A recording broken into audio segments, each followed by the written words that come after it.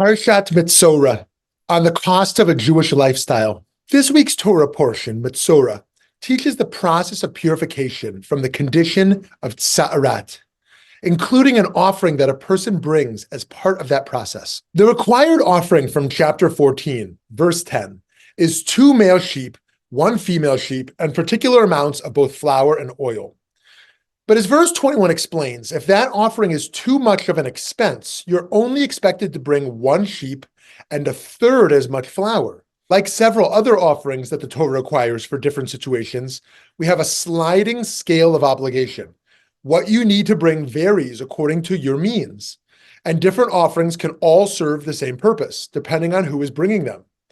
This system of providing a range of options for sacrifices reflects a desire to make participation in Jewish life, personal and communal, accessible to all, irrespective of their financial means. There's been a fair amount of discourse in the Jewish and secular press over the last several decades about the unreasonable financial burdens involved in living fully engaged Jewish lives in America, Canada, and the UK. There have also been particular concerns raised about the costs involved in living Orthodox Jewish lives, the costs involved in converting to Judaism, and those involved in raising Jewishly engaged children.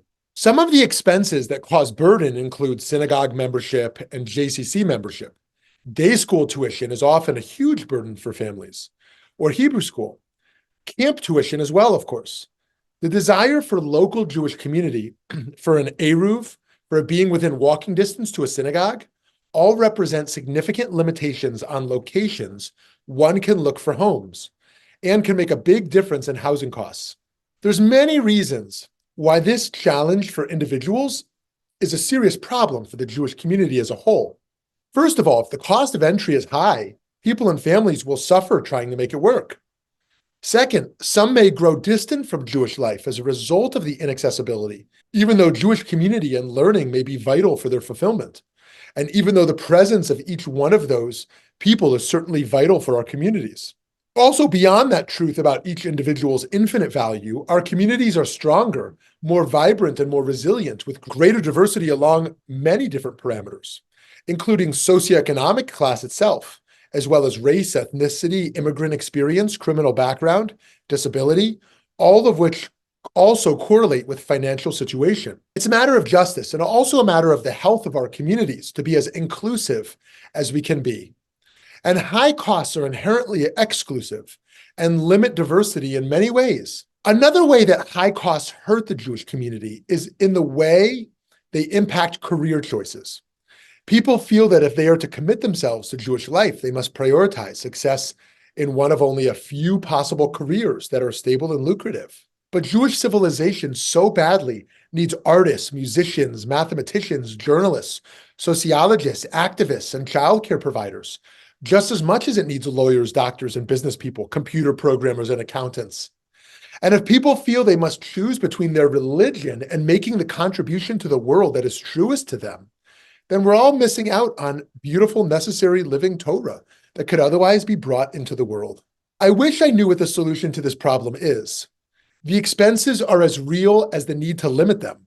The teachers, congregational rabbis, social workers, organizational, cleaning, culinary staff, and many other professionals that make their livings running these Jewish communal institutions deserve and need to be compensated, and often should be paid more than they are, not less. I do not have practical answers to these problems, so I will do like the Rabbi, Moshe Leib of Sasso. It is said about Reb Moshe Leib that he did not know the mystical formulae that his teacher's teacher, the great Baal Shem Tov, had used to cure a sick child. All Moshe Leib could do to try to cure another child who came to him was to tell the story of how the Baal Shem Tov had performed such a feat. I too do not know how to solve the problem before me, so I will place my hope in the power of stories, and will tell you some from our tradition about the issue of financial barriers to Jewish practice, community, and learning. And maybe some of you will be inspired by these stories and find solutions to our challenges. The first story is about a poor man who loved to learn Torah. The Talmud and Tractate Yoma tells us that every day this man would find work to do for a small salary. Half of his salary he would give to provide for his household, and the other half he would pay to go to the Beit Midrash, the house of study, and learn. One day he found no work, and so he came to the Beit Midrash empty-handed. The guard did not allow him to enter without paying, so the poor man climbed up on the roof and sat on the edge of the skylight to listen to the lesson being taught in the Beit Midrash. It was in the winter, and that night snow fell, a thick blanket of snow, 3 cubits, 4.5 feet. And this happened in the land of Israel. The teachers of the Beit Midrash looked up at the dark window and saw the figure of a person. They went up on the roof, dug the man out from the snow, brought him inside, and sat him in the front of the fire.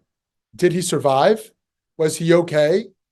The Talmud tells us that that man was Hillel, who went on to be one of the greatest sages in our tradition. Hillel is famous not only for his wisdom, but for his gentle, welcoming reception to all who came to inquire about Torah, no matter their attitude. Perhaps he learned the importance of being welcoming from his experience being refused entry and freezing in the snow on the roof.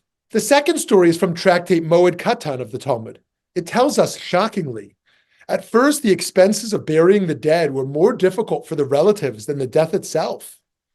As sad as it is to lose a relative, the Talmud says that the hardship of paying for the funeral was even worse. By the way, when I listed the reasons that Jewish life is expensive today, I didn't even mention life cycle events, but weddings, bar mitzvahs, bat mitzvahs, and yes, funerals are also all significant sources of financial burden.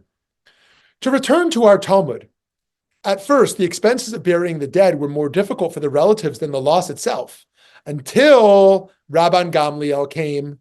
Rabban Gamliel was a descendant of Hillel, the poor hero of our first story.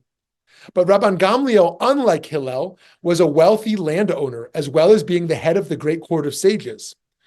The Talmud tells us that Rabban Gamliel came to power and saw that people were struggling to pay for funerals for their loved ones. And so Rabban Gamliel, the Talmud says, treated himself with frivolity. He arranged that he would be buried in a simple, inexpensive linen garment. After the great Rabban Gamliel set such a modest precedent, no one saw it as a dishonor to their dead relatives to bury them like that anymore. And everyone adopted the practice of burial in inexpensive shrouds. Friends, let's find a way to enact the values embodied in the sliding scale offering discussed in our Torah portion. Let's build systems and institutions that empower and welcome everyone to fully participate in Jewish life and in community, whatever their financial situation is. Shabbat Shalom.